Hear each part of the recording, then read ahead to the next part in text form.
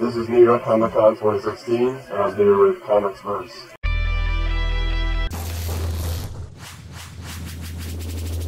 Hey everybody, welcome back to Artist Alley at the 2016 New York Comic Con. Brian Del Pozo once again, and I'm here with Jamal Igle. Jamal, how you doing? I'm doing well. How are you?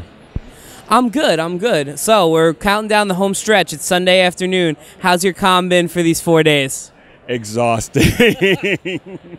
It's been good. It's been very, very busy, you know, with the launch of Black and everything, and the success that it's had over just, you know, the last week alone has just been insane, but a good kind of insane. So cool. So for our viewers who maybe don't know what Black is, you mentioned it just came out. Can you go over a little bit what it is and what it means? Right. Black is a series that just premiered. It's written by Kwanza Osajyefo and designed by Tim Smith III, illustrated by myself with covers by Khary Randolph. We launched it in February as a Kickstarter. It was a very successful Kickstarter. It's being published by Black Mask Studios. And the premise of Black is very simple. It's a world where only black people get superpowers. I like that a lot. That was a genuine reaction, everyone. I like that a lot.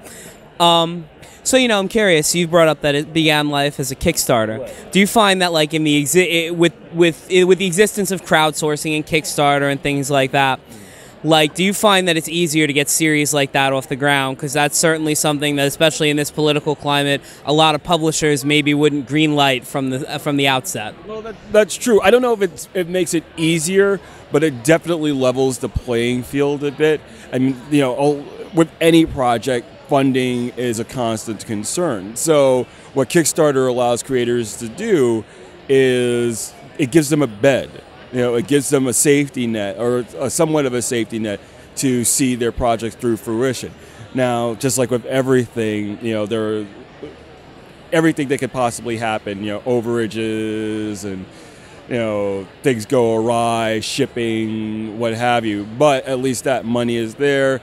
And for the most part, the Kickstarter community is a very generous and benevolent community. So. Cool. So, moving beyond Black, your other creator-owned series, Molly Danger. Can we expect to see anything new from that in the near future?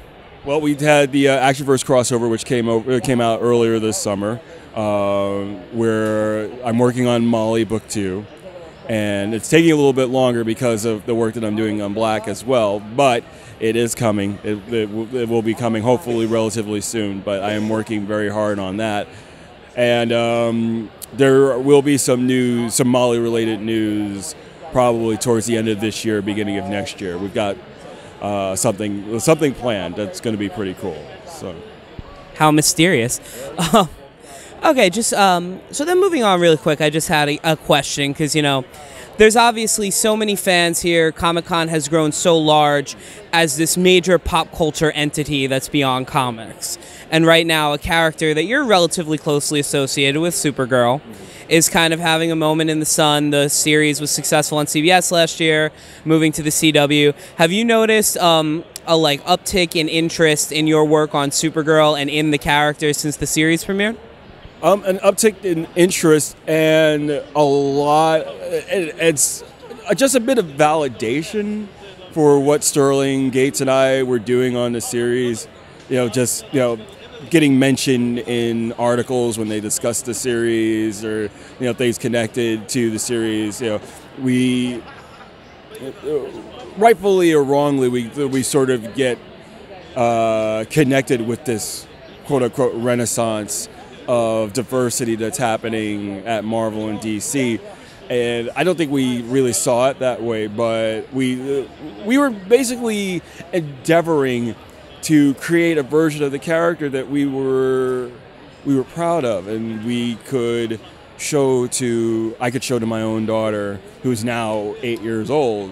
You know, she was just born when I worked on Supergirl, and it was very important for me to fashion her in a way that I felt represented not just her as a character well, but the legacy of the S and, you know, everything that came with it. So like for example, I'll go toot our horn a little bit. And there was a story that came out from the Hollywood Reporter this week that named Supergirl, our run on Supergirl is one of the top 100 comic book runs of all time, which does a lot for my ego. I try not to take that kind of stuff to my head, but it's nice. It's nice to be validated. It's nice to see elements of what we did influencing the show so heavily. So. Well, from me, I agree with that ranking, so take that for what it's worth. Okay, before we wrap up, there's one question that we always like to ask artists and Artist Alley at Comic-Con, like if you're working on sketches or commissions or what have you. We always like to ask, what is the character that you get requested more than any other?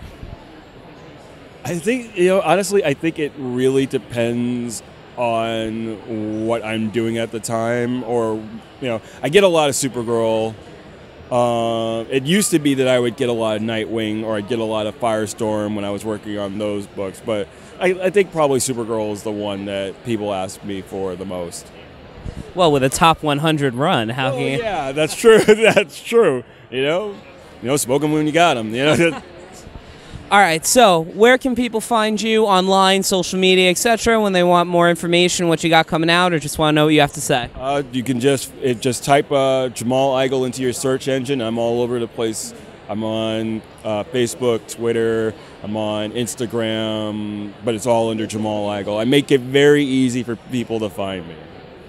Well, that's awesome. Thank you so much for your time. No problem. Thank you. And thank you, viewers, for watching. I'm Brian Del Pozo. You can find us at ComicsVerse on Twitter, at ComicsVerse on Instagram, at ComicsVerse on Facebook. You noticing a pattern yet? ComicsVerse.com.